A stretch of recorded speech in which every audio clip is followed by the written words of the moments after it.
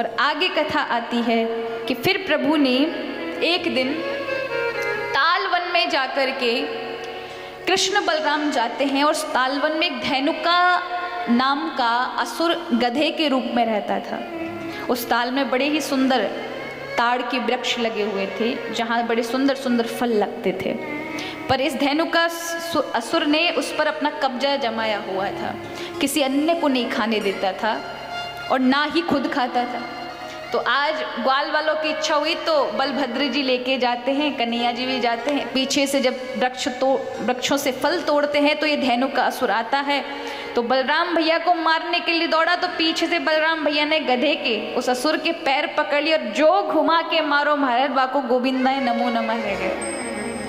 अब ठाकुर जी ने घर पे आके मैया ते कही, मैया भैया ने ऐसो बड़ो गजब कियो है, दाऊ दादा ने ऐसो बड़ो महान काम कियो है। मैया ने पूछी का कियो, बोलो गदा को मार के आए हैं। तो ये सुनकर बलराम भैया को मार मिर्ची लगी। उन्होंने कहा तू हमारी चोरे लाला, तू हमारी बेइज्जती कर रहा है, हमने कोई गदा को ना मारो, हमने असुर को मारो थो। कितना भयानक असुर बूना बताएगो मैया है। बोले नाय नाय भैया तैन तो गदा को मारो, तेने कौन से असुर को मारो। ठाकुर जी चाहते थे कि अगली जो लीला वो करने वाले उसमें बलराम जी सम्मिलित ना हो, क्योंकि अगली लीला काली दह लीला थी। कालिया नाग का मर्दन करना था और बलराम जी तो शेष अवतार थे ना महाराज, तो सर्प सर्प मौसेरे भाई, तो कालिया नाग पे कहीं भाईचारो प्रकट है गयो तो बाको उद्धार न है पाएगा। बलराम जी रोक देंगे, इसलिए बलराम जी को छोड़ दिया महाराज घर पर। बलराम जी मुंह फुला करके कहा लाला आज से तेरी पार्टी अलग, हमारी पार्टी अलग, तू हमारा मजाक बना रहो, बेइज्जती कर रहे हो हमारी। ठाकुर जी कहते हैं भैया जैसो तुम समझो, पर तुमने मारो तो गधा ही है। अब मैया यशोदा ने कही देख बलराम तेरा कल जन्मदिन है, तू कहूँ नहीं जाएगो, मैं तो कुछ जानू भी नहीं दूंगी, आज कल तू घर पे ही रहेगो। दूसरे दिन ठाकुर जी जाते हैं, बलराम जी मुंह फुला के घर में ही बैठे रह जाए महाराज। और ठाकुर जी चाहते थे और सीधे काली दह पर ले आए। काली दह पर कालिया नाग ने उस यमुना जी को विषाक्त बना दिया था। गायों ने जैसे ही जलपान किया, ग्वालों ने जलपान किया, सब मर गए। तब ठाकुर जी को बड़ा दुख हुआ। प्रभु ने अपने करतल से सबको जीवित कर दिया स्पर्श करके, और स्वयं कदम के पेड़ पर चढ़कर धड़ाम से जाकर यमुना के हद में कूद गए। 400 हाथ ऊपर पानी उछला और ठाकुर जी सीधे जाकर के कालिया नाग के पास पहुंचकर ठोकर मारकर उससे उठाया। उस असुर ने जैसे ही देखा कालिया नाग ने तुरंत ठाकुर जी को लपेट लिया और प्रभु के सुंदर सुकोमल अंगों पर अपना दंशन किया, डसा प्रभु को। पर प्रभु तो महाराज आनंद घन हैं। आज जैसे ही उसने अपने पाश में बांधा, ठाकुर जी ने अपने शरीर को इतना बढ़ाया कि आज प्रभु छूट करके उसके 100 फणों वाले उसके सिर पर चढ़ गए और ऐसा दिव्य नृत्य किया कि महाराज नृत्य के मार्तंड शूलपाणी भी देखकर स्तंभित चकित हतप्रभ रह गए। ठाकुर जी ने ऐसो सुंदर नट नागर स्वरूप धारण करके नृत्य किया।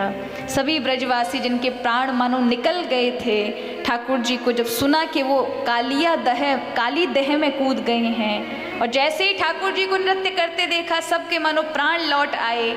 आज कालिया नाग का मर्दन करके उसे रमनदीप भेज दिया और यमुना को शुद्ध किया। यहाँ रात्रि में यमुना तट पर ही सब रुके और उस समय अग्नि लग गई थी। दवानल यानी अग्नि चारों ओर उस वन में लग गई थी, तो ब्रजवासी रोने लगे। तब ठाकुर जी ने दवानल यानी अग्नि का पान कर लिया।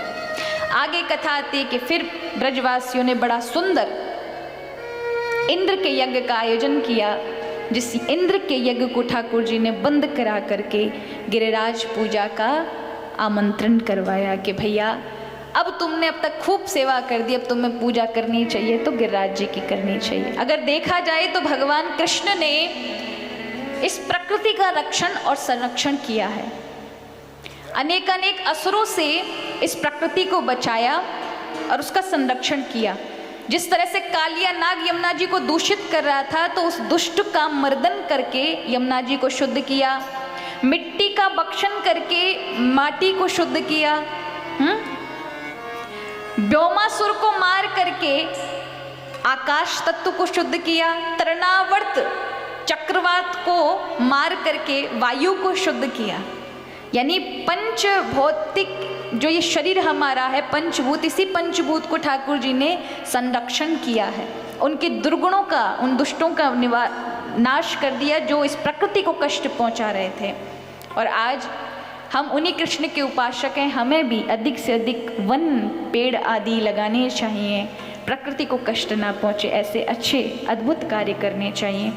अब गर्मी आ रही है, गर्मी पड़ रही है, जो पंक्षी हैं उनको पीने के लिए पानी रखें, कुछ दाना पानी सुबह शाम उनके लिए डाला करें, जिससे उनका महान पुण्य की प्राप्ति होती है। महाराज वो भी आपके आश्रय हैं, थोड़ा सा सहयोगात्मक अपने जीवन से ऐसा दान पुण्य करें।